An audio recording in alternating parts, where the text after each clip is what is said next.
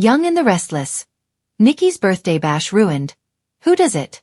Young and the Restless sees that something big is going to go down at Nikki Newman, Melody Thomas Scott's birthday bash. And that could ruin the fun for her and everybody else. We're going to talk more about the party that Claire Grace Newman, Haley Aaron, is planning for her grandma Nikki's birthday. And everything could explode. We could have some wicked collateral damage. Claire's risky plan for Nikki's birthday bash. Winning Victor Newman approval? Right now, I don't know why she thinks this is a good idea. But Claire somehow thinks this big party is the way to get Victor Newman, Eric Braden's approval of her and Kyle Abbott, Michael Mealer's relationship. So, Claire's determined to throw the perfect party. And based on the timing, since Nikki's birthday is June 1st, that looks like what it's going to be. And Victoria Newman, Amelia Heinley, and Nikki are on board with her planning the party and throwing the party. But they just don't think it's going to have the effect that Claire somehow thinks it is. Nikki and Victoria do not think anything is going to change Victor's mind about Kyle.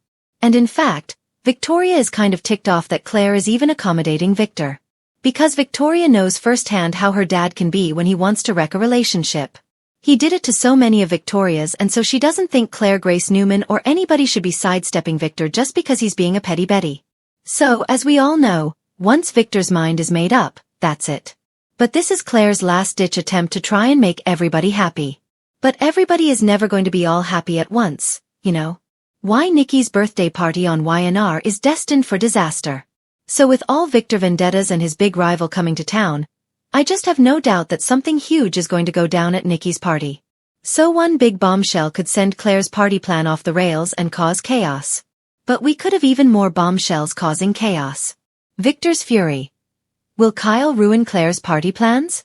So, just the first thing to talk about this plan blowing up in Claire's face could be because Victor may blow up at the sight of Claire getting cozy with Kyle at the party. Because of course he's going to be her plus one, right? Because she's trying to convince Victor of this thing. So, obviously, she's going to bring Kyle. And Claire thinks that showing Victor how well Kyle treats her and how in love they are will change his mind. But it could have the opposite effect. Victoria and Nikki are worried that Victor won't budge and Claire will be crushed. And that may be exactly what happens. Victor may be furious that Kyle is even at the party, and he may think Claire should have known better than to bring him there. Victor may end up even angrier. Claire could be devastated and she could wind up in a worse position than they are right now. Mysterious Aristotle Dumas crashes the party. New rival for Victor? Alright. So another way this party on Young and the Restless could go awry is that the mysterious Aristotle Dumas could crash the party. The new business tycoon on the scene is due to arrive any day. We're going to have Amanda Sinclair, Miss Hale Morgan, showing up in Genoa City by the end of the week. And I do suspect Dumas may be her client. Because it's supposed to be a mysterious someone, and he's the only mysterious someone anybody's talking about these days. So if that happens, he may sweep into town when Amanda does but remain hidden in the shadows for a few more days, and Dumas could make his grand entrance at Nikki's party to enrage Victor. That would be a boss move right off the bat. What a way to splash into town. And if Dumas shows up, then that might send a couple of people into a frenzy, including Billy Abbott, Jason Thompson, and Victor, and Lily Winters, Crystal Khalil, and one other person. Phyllis Summers unleashed. Revenge and chaos at the YNR party? That other person is Phyllis Summers, Michelle Stafford, who we also suspect may do something unhinged and out of control at the party that Claire throws for Nikki Newman on YNR.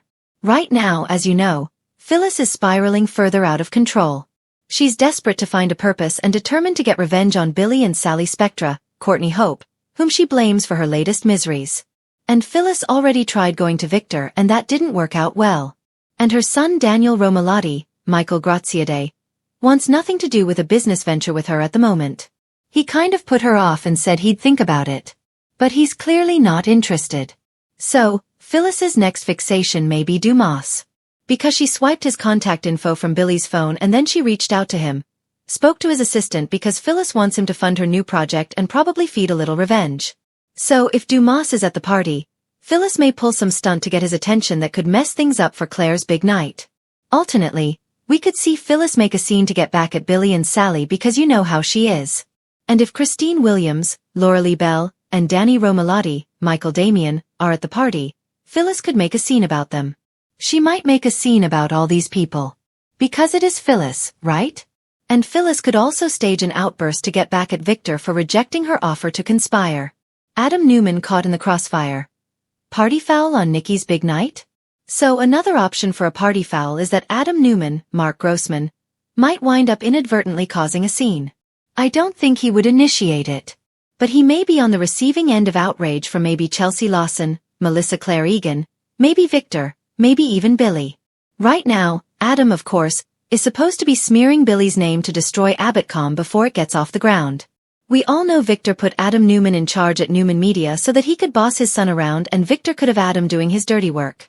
But with Chelsea on board now as COO, she does not want Adam to attack Billy using Newman Media. And that's a huge conflict of interest. If Adam does what Victor wants, then Chelsea might lose her temper at the party. And if Adam doesn't do what Victor wants, well, his dad might blow up at Adam at the party. Or Billy and Sally might blow up at Adam at the party if he does what Victor wants, if they do wind up on the guest list. So the black sheep Newman could definitely be on the receiving end of a party foul that messes up the big occasion that Claire had imagined this moment for weeks. Maybe even months. On the glossy black invitation card she'd personally approved, the words, "A night of glamour, gratitude, and new beginnings," shimmered in silver foil. Because this year's birthday wasn't just another milestone. It was her first big celebration since reclaiming her sobriety and stepping boldly into a healthier chapter of her life. The Grand Phoenix Ballroom glowed with soft gold lighting. Crystal chandeliers sparkled overhead like diamonds suspended in air. Nikki stood near the entrance, radiating poise in a midnight blue gown that flowed like ink around her. Her smile was gracious, warm, but tightly tethered to tension she tried desperately to hide. This was supposed to be perfect. But in Genoa City, perfection never survives the night. The start of trouble. The trouble began before the party even started. Victoria arrived first, looking gorgeous but stressed, as though she'd sprinted her way out of one crisis only to land in another. "Mom, you look beautiful," she said, kissing Nikki's cheek. "But we need to talk later." Nikki's heart dipped. We need to talk later from Victoria could mean anything. A Newman Enterprises disaster, something with Claire, or, most frightening of all, another Adam-related catastrophe. Still, Nikki brushed it off. "Tonight is about celebration," she said firmly. "Whatever it is can wait." Victoria nodded, though her eyes said it definitely can't. Nick arrived moments later, grinning with genuine warmth but steel beneath it. Jordan had recently resurfaced, threats hung in the air, and his entire posture suggested he was in protect mode tonight. Then came Adam. In a charcoal suit that made him look like a charming villain from a noir film, he sauntered in with a half-smirk that made Nikki's shoulders tense. He raised his glass of club soda, assuming she'd believe him, and called out, "Happy birthday, Nikki." Victoria stiffened. Nick bristled. Nikki forced a polite smile. She should have known then. Storm clouds were already gathering. Suspicion in high heels. As guests mingled and the waitstaff circulated with trays, Nikki began scanning the room. Not for praise, not for compliments, but for threats. Old habits. Lauren Fenmore swept in next, immediately pulling Nikki close. "Everything looks gorgeous. But if something goes wrong, I have bail money tucked in my purse."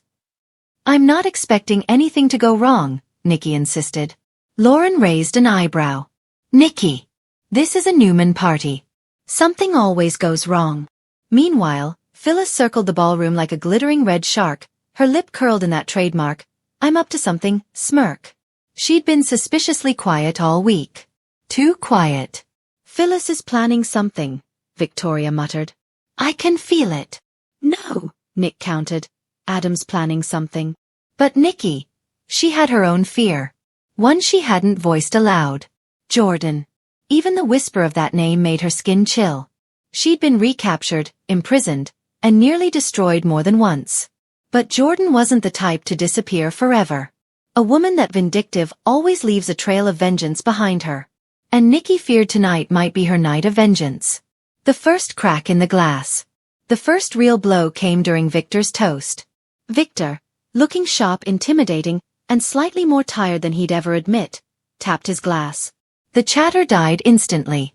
"My darling Nikki," he began, voice deep and warm, "is the strongest woman I know. We have weathered storms, more than most couples could survive, but here we stand. Together. And more in love than ever." Nikki's eyes softened. Her heart swelled. Then, the lights flickered. Once, twice. Then went out. Screams erupted around the room. Glass shattered. Someone tripped. Another yelled. Victor roared. What the hell is going on? The lights snapped back on. And every eye in the room fell on Nikki. Her birthday cake, an elaborate 4-tier masterpiece covered in edible gemstones, sat in ruins on the floor, smashed, as though deliberately hurled from the dessert table. And on the white tablecloth, scrawled in thick black ink, were the words, "Happy birthday, Nikki. I'm not done with you." Victoria gasped. Nick cursed. Victor's face hardened like stone. And Nikki felt the room spin. Accusations and panic. Who did this? Victoria shouted, scanning the crowd. Phyllis raised her hands. Don't look at me. I love drama, but I prefer mine clean and catered, not criminal. Adam took a step forward. Before anyone blames me, because they will, I had nothing to do with this. Yeah. Nick snapped. Then why were you the only one not surprised when the lights went out? I wasn't surprised because nothing surprises me anymore, Adam shot back. Enough, Victor boomed. This is not Adam's doing.